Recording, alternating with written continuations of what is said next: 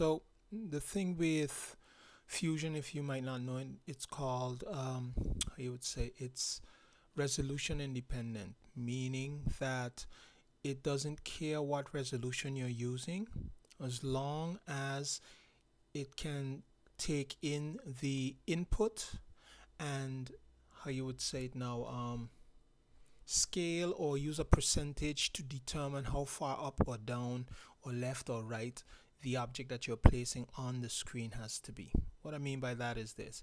This is 1080p. You pipe it in, you see where it falls. It falls about in the middle. You take, as you can see, look down in the left corner, you see it's 1080 by 1080. This one is 2160 by 2160. You take that one, you pipe that one instead, and let me fit. Yeah, you pipe that one instead, and it's in the exact same place.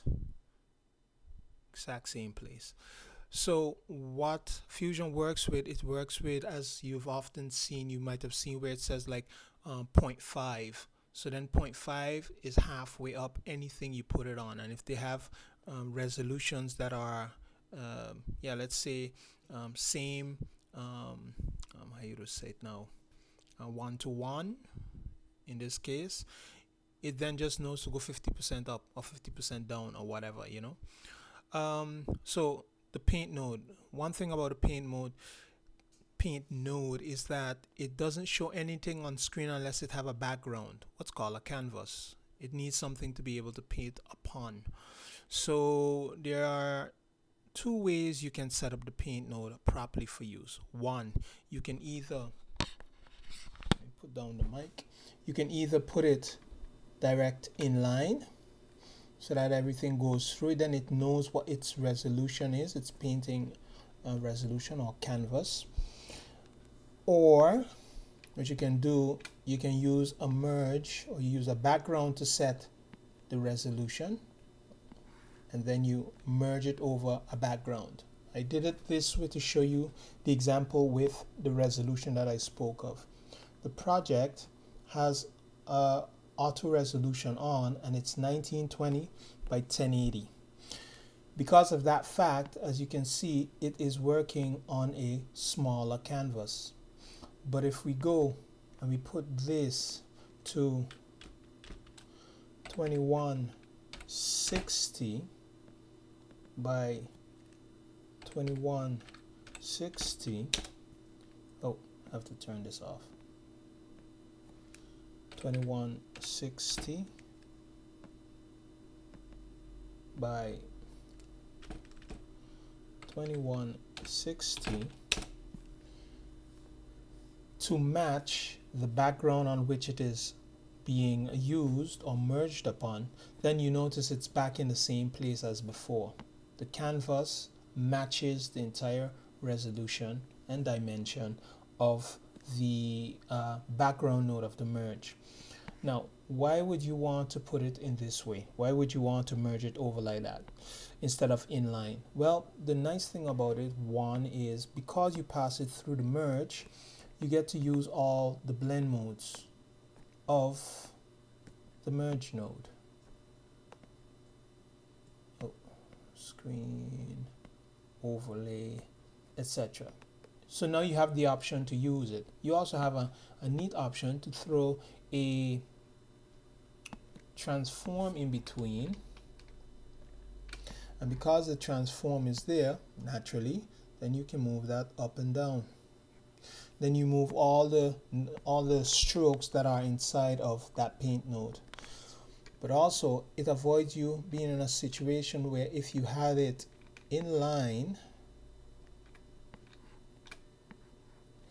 and you wanted to move the paint node or the strokes in this way, as you realize, it moves.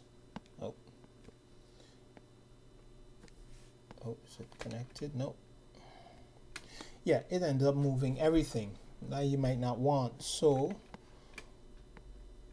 in that situation, yes, you can go in and move the stroke on its own naturally, but if you have a whole heap of strokes, then that becomes more laborious. So in this way, by passing it through the merge, goes without saying, it gives you more flexibility. Yep. If I could get it, yeah, it's in the middle, pass it there, and then you can just push that one in between. Oh. Yeah.